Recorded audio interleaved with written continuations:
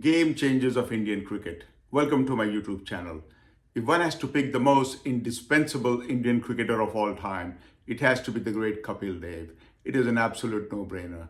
He was Indian cricket's game changer at various levels and in many different situations.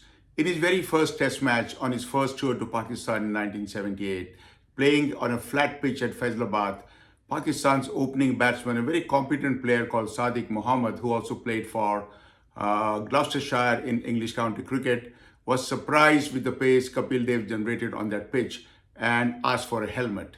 And to everyone's surprise, there was no helmet in the dressing room, and the helmet had to be brought from a nearby gymkhana. Now, this was a game-changing event because for the first time against an Indian pace bowler, a quality opening batsman was forced to wear a helmet. In the very second test match at Lahore in the same series, Kapil Dev was sent as a night watchman to basically plot out just 2 overs. And in the last over of the day, he smacked Iqbal Qasim for a couple of boundaries and basically annoyed Bishan Singh Bedi to a large extent. But at the end, we all knew that we found a cricketer who's going to smack anything anywhere close to his strike zone, and he only played in one gear. So this is the way Kapil Dev announced himself to Test cricket. And in the third Test match at Lahore, he scored 59 runs of 48 balls with 8 boundaries and 2 sixes. One of the 6 was a spectacular 6 over extra cover of Iqbal Qasim, and the second one was a hook shot of Sarfaraz Nawaz to square leg boundary.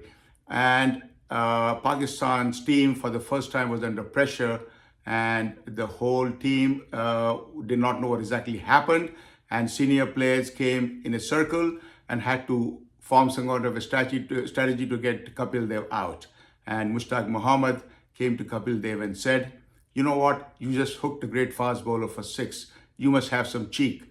To which Kapil Dev said in Punjabi, "Oh, होगा great bowler, सानू की फर्क पैंदा होए, और फिर bounce करेगा मैं उत्थे मारूंगा मैं."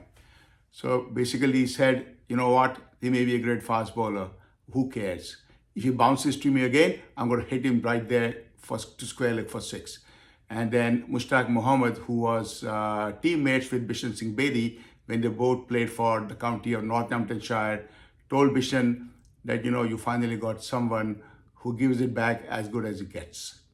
So these look like very benign moments on the surface, but they were big defining changes, game changers in Indian cricket history, which not only evolved Kapil Dev as a player, but India took a step forward as a formidable cricketing nation.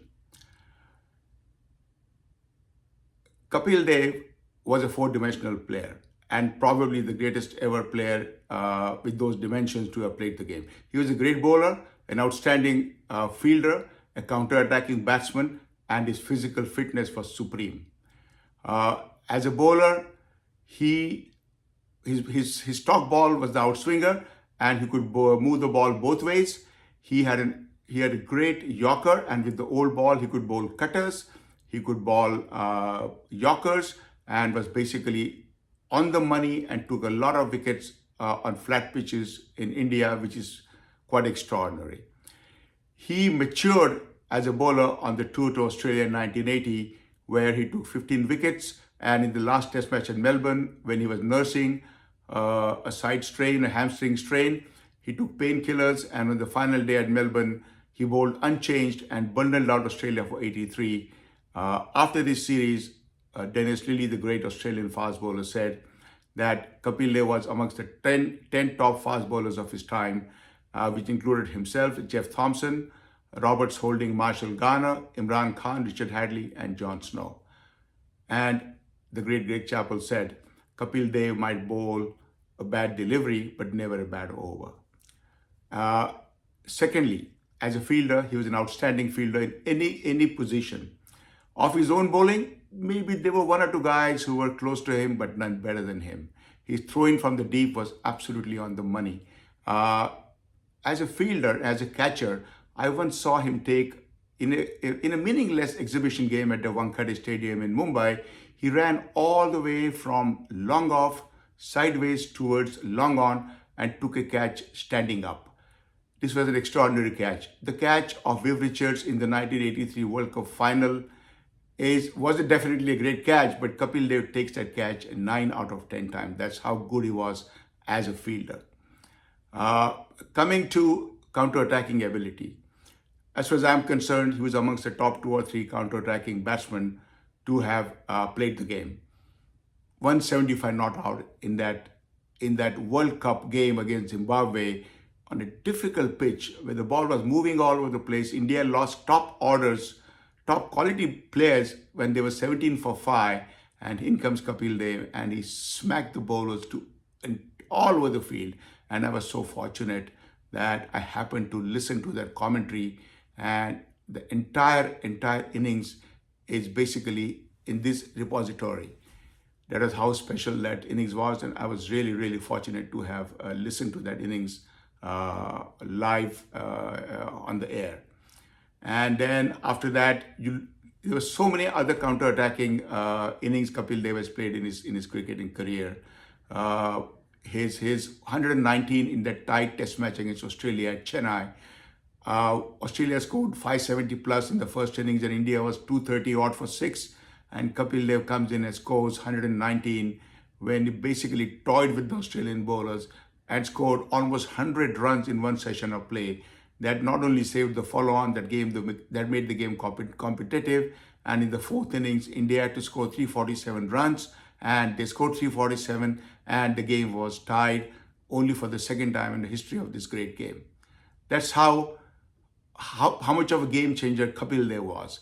Then who can forget his 89 at Lord's in 1982 against England of just 55 balls, and it was just 2 strokes away from being the fastest ever 100 in a test cricket match. And in the same session, Kapil Dev scored those runs, saved the follow-on, and came on to bowl and reduced England for 15 for 3, taking all 3 wickets. He basically owned that session of play.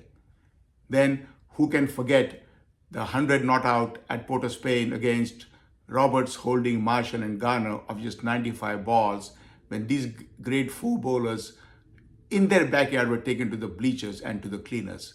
That's how good Kapil Dev was. And this quality of bowlers has never been hit like this, the way Kapil Dev hit them on that day and saved the game for India. Towards the end of his career, playing in South Africa at Port Elizabeth, he scored 129 runs when India was 31 for 6 in their second innings and made the game competitive. And if India had some decent support on the other hand, that game would have been close. So these are Kapil Dev's counter-attacking abilities. And lastly, physical fitness. He was a supreme athlete. He was a horse, basically. To play 131 test matches and not miss a single game because of injury is phenomenal. And remember, he would easily bowl between 20 and 25 overs a day at pace. I mean, incredible how much physically fit this man was. So, all in all, this was, in my opinion, the greatest 4-dimensional cricketer to have played the game.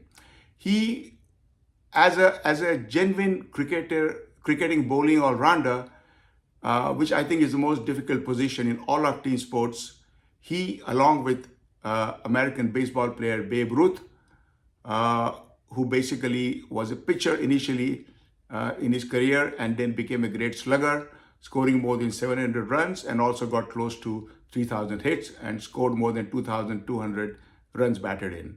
And obviously the great all-round football player, the Brazilian Pelé, and Michael Jordan, my favorite player, who was not just a shooting guard, but a scorer, who could score at will and also a good defensive player. So he, along with these 3 other guys, in my opinion, were the 4 greatest team sportsmen of the last century. That's how good they were. He was not just a big game player, but he basically created big moments. Remember his 4 sixes in the 1990 test at Lord's to save the follow-on with number 11 batter? I mean, these are the kind of moments this man created. He was a magician. He was the Kishore Kumar of Indian cricket.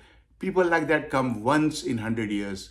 And along with the great Dhyan Chand, who was India's greatest ever and the world's greatest over field hockey player, were the most naturally talented Indian athletes of all time.